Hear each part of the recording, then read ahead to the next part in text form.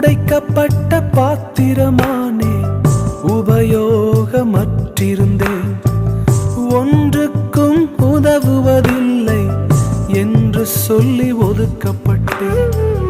உடைக்கப்பட்ட பாத்திரமானே, உபயோகமற்றிருந்தேன், ஒன்றுக்கும் உதவுவதில்லை என்று சொல்லி ஒதுக்கப்பட்டேன்.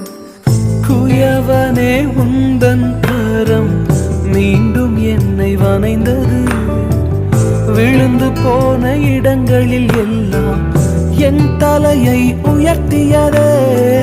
குயவனே, உந்தன் கரம் மீண்டும் என்னை வனைந்தது, விழுந்து போன இடங்களில் எல்லாம் என் தலையை உயர்த்தியதே.